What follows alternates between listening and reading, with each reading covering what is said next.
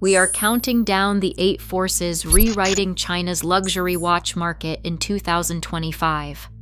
From billion-dollar replica industries to hidden payment networks and watches treated as alternative investments, these forces are driving prices and reshaping global demand in ways few could predict. Which market force is changing the game most, and how did it all start? Let us begin with number 8. Hidden behind the glittering storefronts and auction headlines, a parallel industry thrives in China's luxury watch market. In Guangdong's maze of workshops, CNC machines carve steel cases and sapphire crystals nearly identical to those found in Swiss factories.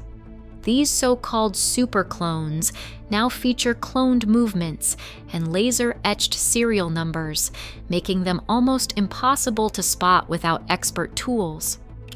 Enforcement teams seize shipments by the tens of thousands, yet the counterfeit trade continues, costing brands over $1 billion each year. The sophistication of these replicas forces buyers to rely on paid authentication. That pushes up the premium for verified genuine pieces. It also fuels a quiet arms race between counterfeiters and the world's top watchmakers. On the ground in China, luxury watch deals now move at the speed of a QR code or a blockchain confirmation. Domestic buyers rely on Alipay and WeChat Pay for instant wallet-to-wallet transfers, even for pieces worth tens of thousands of dollars. For cross-border trades, cryptocurrency, especially stablecoins like USDT, has become a discrete settlement tool. Transactions settle in minutes, sidestepping foreign exchange controls and reducing the risk of bank account freezes. Partial anonymity appeals to those wary of regulatory scrutiny. These digital payment rails make it possible for buyers and sellers to connect directly, fueling the liquidity of the gray market and smoothing the flow of watches across borders. Private WeChat groups and Xiaohongshu feeds now drive the heart of China's luxury watch trade, where 6-figure deals happen between usernames, not storefronts. Peer reputation matters more than shop signs. Sellers are vetted by group history, transaction records, and word of mouth.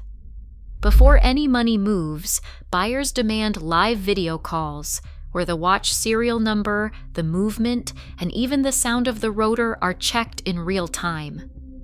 Escrow-like rules are enforced by group admins, with funds only released after authentication and satisfaction. Blacklists circulate widely, and any hint of fraud means instant expulsion. With over 70% of watch sales now happening online, trust is built not by glossy brochures, but by community verification and relentless transparency. Swiss watch shipments destined for China rarely travel in a straight line. Most high-value inventory first lands in Hong Kong, where bonded warehouses store watches without triggering import duties. Professional traders monitor global price swings, moving stock between Europe, Hong Kong, and the mainland to capture even small mispricings. Secure logistics firms, some reporting double-digit growth in luxury cargo, handle the transfer of these watches under tight surveillance. When demand spikes in China, traders release inventory from bonded storage and route it across the border to authorized dealers or gray market intermediaries. This system turns global price gaps into local supply, ensuring that when digital platforms generate instant demand, physical watches can appear in the right city at the right moment. Landing a steel Rolex or Patek in China now means navigating a maze of dealer expectations and hidden lists. For most buyers, the wait for a Daytona stretches 5 to 10 years, if it happens at all. VIP clients, those with a track record of buying jewelry and less desirable models, can skip the line in weeks. Dealers openly bundle allocations, rewarding loyalty and spending power. In August 2025, Rolex consolidated after-sales service in southern China, closing its Guangzhou service center to tighten oversight. These moves concentrate control, choke official supply, and send secondary market prices soaring, creating the perfect storm for gray market agents to profit. In 2025, China's anti-corruption campaign reaches deeper than ever, pulling millions of officials and their families into strict asset reviews. Disciplinary bulletins now list entire vaults of luxury watches seized from hidden safes, sometimes worth tens of millions of renminbi, hauled away as evidence of illicit gains. High-profile cases make headlines as auction houses liquidate confiscated collections, sending a clear warning across the country. With every wave of enforcement, demand for overt luxury retreats from the public eye. Buyers who once flaunted new releases now turn to private dealers, offshore purchases, and trusted intermediaries to keep their collections invisible. The appetite for rare pieces has not faded, but the channels have changed.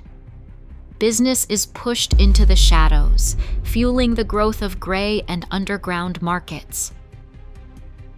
Professional shopping agents known as Daigou have become the engine room of China's gray market watch trade. These agents exploit price gaps that run as high as 20 to 40% between overseas boutiques and mainland prices, moving inventory through a web of bonded warehouses, cross-border couriers, and digital storefronts. For some luxury brands, Daigou channels now account for anywhere from 15 to 70% of the sales volume seen in official Chinese outlets. In extreme cases, that figure pushes above 60%, meaning more watches move through unofficial routes than through authorized dealers. To attract buyers wary of counterfeits and shipping risk, top Daigou operators bundle their deals with authentication guarantees, after-sales support, and even insurance covering loss or damage. These service packages rival those of legitimate retailers, and they have set a new standard for trust in an industry built on discretion. In today's market, Daigou agents don't just bridge price gaps, they set the street price for Swiss watches across China. With China's luxury watch market now valued at $18.12 billion, collectors and investors are treating timepieces as portable stores of wealth. Over the past decade, blue-chip models tracked by luxury watch indices have appreciated 147%, outpacing property and stock returns. The Patek Philippe Nautilus, once a $30,000 watch, has shattered records at Asian auctions, trading above $100,000 in 2025. In a climate of property market stress and economic uncertainty, watches have become the asset of choice, scarce, liquid, and globally recognized. Across all 8 forces, one pattern emerges. Luxury watches in China are no longer status symbols, they are strategic assets. In 2025, the line between fashion and finance is gone.